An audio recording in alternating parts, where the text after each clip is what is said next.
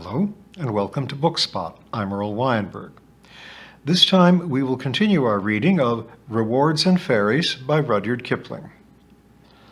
We have been listening to the reminiscences of a fellow who knew Sir Francis Drake when he was a boy, and then when he was a young captain, and was a shipbuilder, and so very useful to Mr. Drake. "Didn't you ever see Sir Francis Drake again?" Dan asked. "With one thing and another, and my being made a Burgess of Rye, I never clapped eyes on him for the next 20 years. Oh, I had the news of his mighty doings the world over. And they was the very same bold, cunning shifts and passes he'd worked with before times off they Dutch sands, but naturally folk took more note of him. When Queen Bess made him a knight, he sent my aunt a dried orange stuffed with spiceries to smell to. She cried outrageous on it. She blamed herself for her foretellings having set him on his wonderful road, but I reckon he'd have gone that way with all withstanding. Curious how close she foretelled it. The world in his hand like an apple, and his burying his best friend, Mr. Doughty." "Never mind Mr. Doughty," Puck interrupted. "Tell us where you met Sir Francis next." "Oh, that was the year I was made Burgess of Rye, the same year which King Philip set his ships to take England without Frankie's leave." "The Armada," said Dan contentedly. "I was hoping that would come." "I knowed Frankie would never let 'em smell London smoke, but plenty good men in Rye was 2-3-minded about the upshot. 'Twas the noise of the gunfire terrified us. The wind favoured it our way from off behind the Isle of Wight. It made a mutter like, which growled and growed, and by the end of the week women was shrieking in the streets.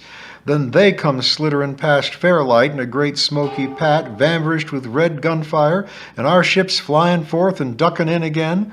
The smoke pat slittered over to the French shore, so I knowed Frankie was edging the Spanishers toward their Dutch sands where he was master. I says to my aunt, 'The smoke's thinning out. I lay Frankie's just about scraping his hold for the last few rounds of shot. Time for me to go.' 'Never in them clothes,' she says. 'Do on the doublet I bought you to be made Burgess in, and don't you shame this day.' So I mucked it on, and my chain, and my stiff Dutch breeches and all. 'I be coming too,' she says from her chamber, and forth she come paviscent like a peacock, stuff, ruff, stomacher, and all. She was a notable woman." "But how did you go? You haven't told us," said Una. "In my own ship, but half share was my aunt's. It was the Antony of Rye, to be sure, and not empty-handed. I'd been loading her for 3 days with a pick of our yard. We was ballasted on cannon shot of all 3 sizes, and iron rods and straps for his carpenters, and a nice passel of clean 3-inch oak planking, and hide breech ropes for his cannon, and gubs of good oakum and bolts of canvas, and all the sound rope in the yard. What else could I ha' done? I'd know what he'd need after most of a week's such work. I'm a shipbuilder, little maid."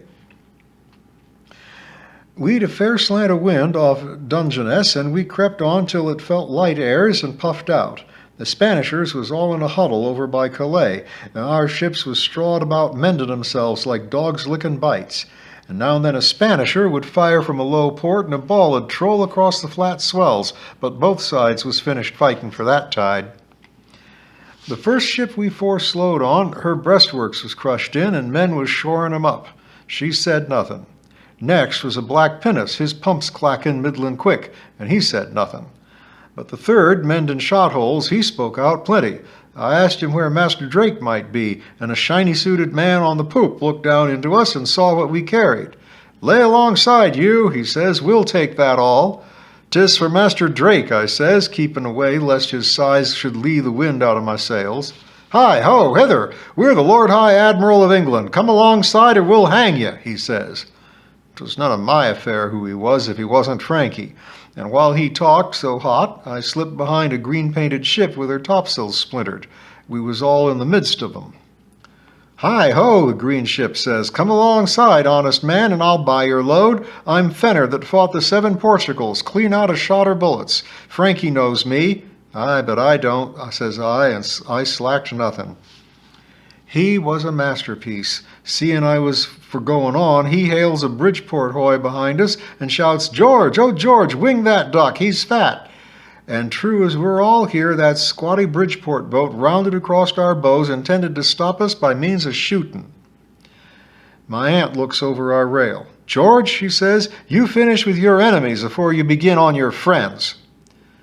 Him that was laying the little swivel gun at us sweeps off his hat and calls her Queen Bess and asks her if she was selling liquor to poor dry sailors. My aunt answered him quite a piece. She was a notable woman. Then he comes up, his long pennant trailing overside, his waistcloths and netting tore all to pieces where the Spanishers had grappled, and his sides black-smeared with their gun blasts like candle smoke in a bottle. We hooked on to a lower port and hung. "Oh, Master Drake, I calls up. He stood on the great anchor cathead, his shirt open to the middle and his face shining like the sun. "Why, Sim," he says, and just like that, after 20 years. "Sim," he says, "what brings you here?" "Puddin'," I says, not knowing whether to laugh or cry. "You told me to bring cannon shot next time, and I've brought 'em." He saw we had. He ripped out 1.5 fathoms of brimstone Spanish, and he swung down on our rail and kissed me before all his fine young captains. His men was swarming out of the lower ports ready to unload us. When he saw how I'd considered all his likely wants, he kissed me again. "Here's a friend that sticketh closer than a brother," he says. "Mistress," he says to my aunt, "all you foretold on me was true. I've opened that road from the east to the west and buried my heart beside it." "I know," she says. "That's why I be come." "But you never foretold this," he points to both the great fleets. "They don't seem to me to make much odds compared to what happens to a man," she says. "Do it." "Certain sure a man forgets to remember when he's mucked up with work," he says to me. "We must shift every living Spanisher round Dunkirk corner onto our Dutch sands before morning. The wind'll come out of the north after this calm, same as it used to, and then they're our meat." "Amen," says I. "I've brought you what I could scutchel up of odds and ends. Be you hit anywhere to signify?" "Oh, our folk'll attend to that when we've time," he says. He turns to talk to my aunt while his men flew the stuff out of our hold. I think I saw Old Moon amongst 'em, but we was too busy to do more than nod like. Yet the Spanishers was going to prayers with their bells and candles before we'd cleaned out the Anthony. 22 ton of useful stuff I'd fetched him. "Now, Sim," says my aunt, "no more devouring of Master Drake's time. He's sending us home to the Bridgeport hoy. I want to speak to them young spriggles again." "But here's our ship all ready and swept," I says. "Swept and garnished," says Frankie. "I'm going to fill her with devils in the likeness of pitch and sulphur. We must shift the Dons round Dunkirk corner, and if shot can't do it, we'll send down fire ships." "I've given him my share of the Anthony," says my aunt. "What do you reckon to do about yours?" "She offered it," said Frankie, laughing. "She wouldn't if I'd overheard her," says I, "because I'd have offered my share first." Then I told him how the Anthony's sails was best trimmed to dry before the wind, and seeing he was full of occupations, we went across to that Bridgeport hoy and left him. But Frankie was gentle-born, you see, and they sort never overlook any folks' dues. When the hoy passed under his stern, he stood bareheaded on the poop, same as if my aunt had been his queen, and his musicianers played Merry Ambry on their silver trumpets quite a long while. Heart alive, my little maid, I never meant to make you look sorrowful. Bunny Luckner in his sackcloth petticoats burst through the birch scrub, wiping his forehead. "We've got the sticks to rights now. She's been a whole hatful of trouble. You come and ride her home, Master Dean and Miss Una." They found the proud wood gang at the float of the slope with the long double chain on the tug. "Cattywow, what are you going to do with it?" said Dan as they straddled the thin part. "She's going down to Rye to make a keel for a loutfish fishing boat, I've heard. Hold tight." Cattywow cracked his whip, and the great log dipped and tilted and leaned and dipped again, exactly like a stately ship upon the high seas.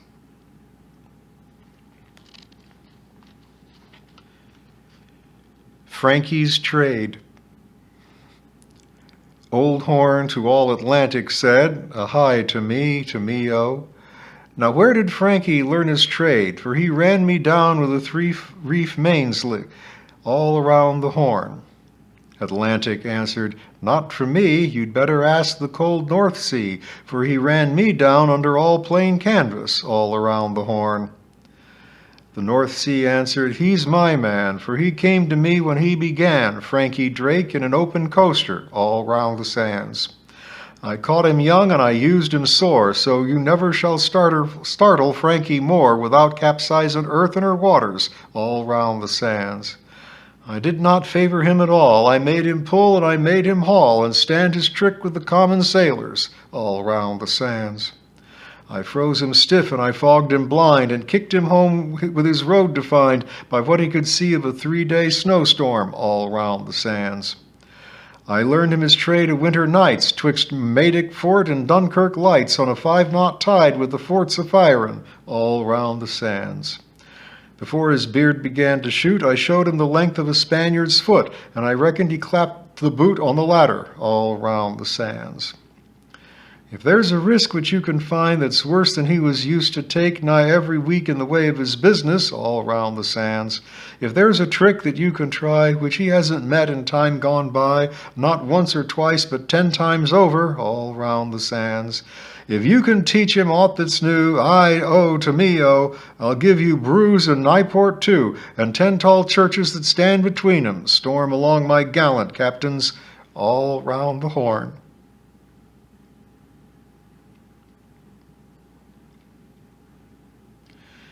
The Tree of Justice. The Ballad of Minepit Shaw. About the time that taverns shut and men can buy no beer, 2 lads went up by the keeper's hut to steal Lord Pelham's deer. Night and the liquor was in their heads, they laughed and talked no bounds, till they waked the keepers on their beds, and the keepers loosed the hounds. They had killed a hart, they had killed a hind, ready to carry away, when they heard a whimper down the wind, and they heard a bloodhound bay.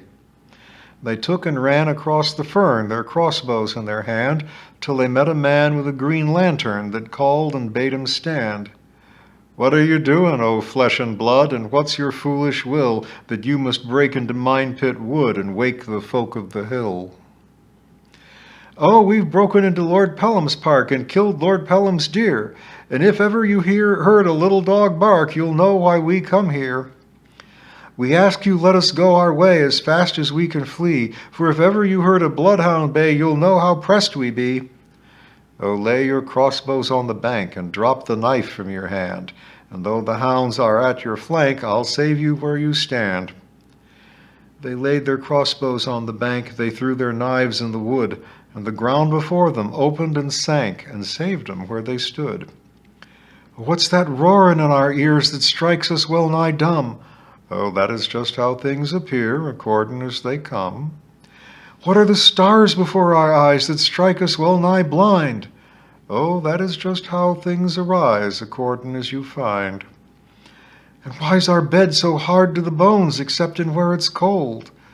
"Oh, that's because it's precious stones, exceptin' where 'tis gold."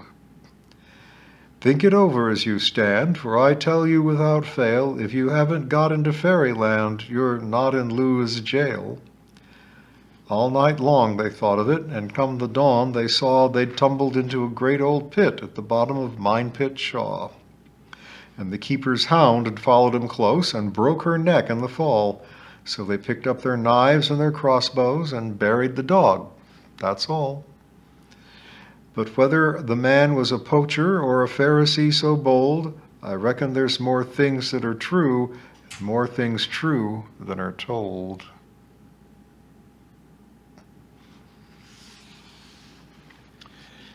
The Tree of Justice. It was a warm, dark winter day with a sou'west wind singing through Dallington Forest and the woods below the beacon. The children set out after dinner to find old Hobden, who had a 3-months' job in the rough at the back of Pound's Wood. He had promised to get them a dormouse in its nest. The bright leaf still clung to the beech coppice, the long chestnut leaves lay orange on the ground, and the rides were speckled with scarlet-lipped sprouting acorns. They worked their way by their own shortcuts to the edge of Pound's Wood and heard a horse's feet just as they came to the beach where Ridley the keeper hangs up the vermin. The poor little fluffy bodies dangled from the branches, some perfectly good, but most of them dried to twisted strips. 3 more owls, said Dan, counting. 2 stoats, 4 jays, and a kestrel. That's 10 since last week. Ridley's a beast. In my time, this sort of tree bore heavier fruit. Sir Richard Dallingridge reined up his grey horse, Swallow, in the ride behind them. What play do you make? He asked. Nothing, sir. We're looking for old Hobden, Dan replied. He promised to get us a sleeper. A sleeper? A dormeuse, you say? Yes, a dormouse, sir. I understand. I passed a woodman on the low grounds. Come. He wheeled up the ride again and pointed through an opening to the patch of beech stubs, chestnut, hazel, and birch that old Hobden would turn into firewood, hop poles, pea boughs, and house faggots before spring. The old man was as busy as a beaver. Something laughed beneath a thorn, and Puck stole out, his finger on his lips. Look, he whispered, along between the spindle trees. Ridley has been there this half-hour. The children followed his point and saw Ridley the keeper in an old dry ditch, watching Hobden as a cat watches a mouse. "Huh," cried Una. "Hobden always tends to his wires before breakfast. He puts his rabbits into the faggots he's allowed to take home. He'll tell us about 'em tomorrow." "We had the same breed in my day," Sir Richard replied, and moved off quietly. Puck at his bridle, the children on either side between the close-trimmed beech stuff. "What did you do to them?" said Dan as they repassed Ridley's terrible tree. "That," said Sir Richard, jerking his head toward the dangling owls. "Not he," said Puck. "There was never enough brute Norman in you to hang a man for taking a buck." I cannot abide to hear their widows screech. But why am I on horseback while you are afoot?" He dismounted lightly, tapped Swallow on the chest so that the wise thing backed instead of turning in the narrow ride, and put himself at the head of the little procession. He walked as though all the wood belonged to him. "I have often told my friends," he went on, "that Red William the King was not the only Norman found dead in a forest while he hunted." "Do you mean William Rufus?" said Dan. "Yes," said Puck, kicking a clump of red toadstools off a dead log. "For example, there was a knight new from Normandy," Sir Richard went on, "to whom Henry our king granted a manor in Kent nearby. He chose to hang his forester's son the day before a deer hunt that he gave to pleasure the king." "Now, when would that be?" said Puck, and scratched an ear thoughtfully. "The summer of the year King Henry broke his brother of Normandy at the Tenchebrai fight. Our ships were even then at Pevensey loading for the war." "What happened to the knight?" Dan asked. "They found him pinned to an ash, 3 arrows through his leather coat. I should have worn mail that day." "And did you see him all bloody?" Dan continued. "Nay, I was with d'Aquila at Pevensey, counting horseshoes and arrow sheaves and ale barrels into the holds of the ship. The army only waited for our king to lead them against Robert in Normandy, but he sent word to d'Aquila that he would hunt with him here before he set out for France." "Why did the king want to hunt so particularly?" Una demanded. "If he had gone straight to France after the Kentish knight was killed, men would have said he feared being slain like the knight. It was his duty to show himself debonair to his English peoples, as it was d'Aquila's duty to see that he took no harm while he did. But it was a great burden. D'Aquila, Hugh, and I ceased work on the ships and scoured all the honor of the Eagle, that is, all d'Aquila's lands, to make a fit and, above all, a safe sport for our king. Look." The ride twisted and came out on top of Pound's Hill Wood. Sir Richard pointed to the swells of beautiful dappled Dallington that showed like a woodcock's breast up the valley. "Ye know the forest?" said he. "You ought to see the bluebells there in spring," said Una. "I have seen," said Sir Richard, gazing and stretching out his hand. "Hugh's work and mine was first to move the deer gently from all parts into Dallington yonder, and there to hold them till the king came. Next we must choose some 300 beaters to drive the deer to the stands within bowshot of the king. Here was our trouble. In the melee of a deer drive, a Saxon peasant and a Norman king may come over close to each other. The conquered do not love their conquerors all at once. So we needed sure men for whom their village or kindred would answer in life, cattle, and land, if any harm come to the king. You see? If one of the beaters shot the king, said Puck, Sir Richard wanted to be able to punish that man's village. Then the village would take care to send a good man. So it was. But lest our work should be too easy, the king had done such a dread justice over at Salehurst for the killing of the Kentish knight, 26 men he hanged, as I heard, that our folk were half mad with fear before we began. It is easier to dig out a badger gone to earth than a Saxon gone dumb sullen. And atop of their misery, the old rumor waked that Harold the Saxon was alive and would bring them deliverance from us Normans. This has happened every autumn since Senlac fight. But King Harold was killed at Hastings, said Una.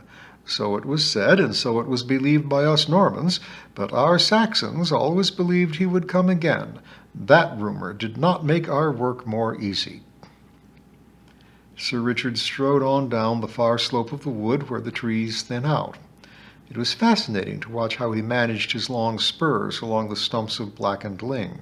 But we did it, he said. After all, a woman is as good as a man to beat the woods, and the mere word that deer are afoot makes cripples and crones young again.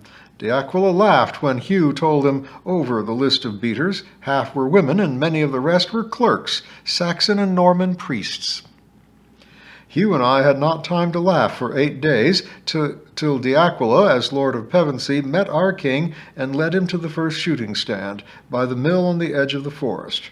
Hugh and I, it was no work for hot heads or heavy hands, lay with our beaters on the skirts of Dallington to watch both them and the deer. When De Aquila's great horn blew, we went forward, a line half a league long. Oh, to see the fat clerks, their gowns tucked up, puffing and roaring, and the sober millers dusting their undergrowth with their staves, and like as not between them a Saxon wench, hand in hand with her man, shrilling like a kite as she ran, and leaping high through the fern for all the joy of the sport. "Ahow, ahow, howa, how, sahawa!" Puck bellowed without warning, and Swallow bounded forward, ears cocked and nostrils cracking. "La la la la la la la!" Sir Richard answered in a high, clear shout. The two voices joined in swooping circles of sound, and a heron rose out of a red osier bed below them, circling as though he kept time to the outcry. Swallow quivered and swished his glorious tail. They stopped together on the same note. A hoarse shout answered them across the bare woods. "That's old Hobden," said Una. "Small blame to him. It is in his blood," said Puck. "Did your beaters cry so, Sir Richard?" "My faith, they forgot all else." "Steady, Swallow, steady." "They forgot where the king and his people waited to shoot. They forgot the deer to the very edge. They followed the deer to the very edge of the open till the first flight of wild arrows from the stands fair flew over them. I cried, 'Ware shot, ware shot!' and a knot of young knights new from Normandy that had strayed away from the grand stand turned about and in mere sport loosed off at our line, shouting, 'Ware Senlac arrows, ware Senlac arrows!' A jest, I grant you, but too sharp. One of our beaters answered in Saxon, 'Ware New Forest arrows, ware Red William's arrows!' So I judged it time to end the jests, and when the boys saw my old mail gown, for to shoot with strangers I count the same as a war, they ceased shooting. So that was smoothed over, and we gave our beaters ale to wash down their anger. They were excusable. They had sweated to show our guests good sport, and our reward was a flight of hunting arrows which no man loves, and worse, a churl's jibe over hard-fought, fair-lost Hastings fight. So, before the next beat, Hugh and I assembled and called the beaters over by name to steady them.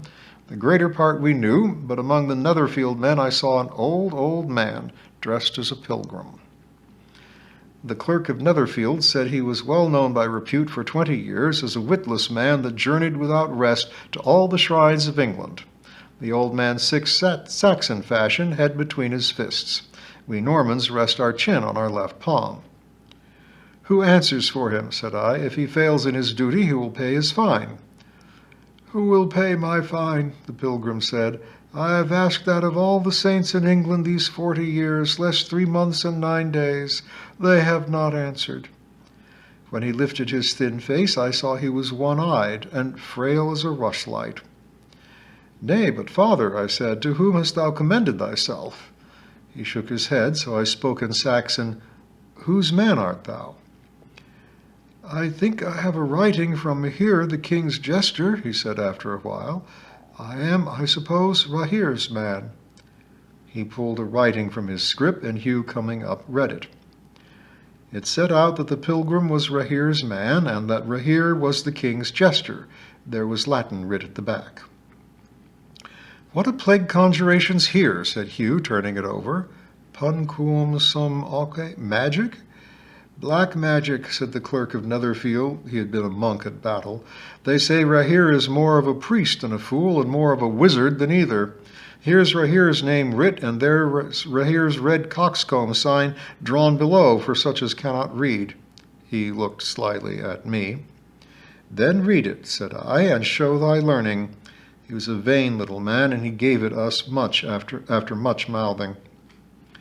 The charm, which I think is from Virgilius the sorcerer, says, When thou art once dead, and Minos, which is a heathen judge, hast doomed thee, neither cunning nor speechcraft nor good works will restore thee.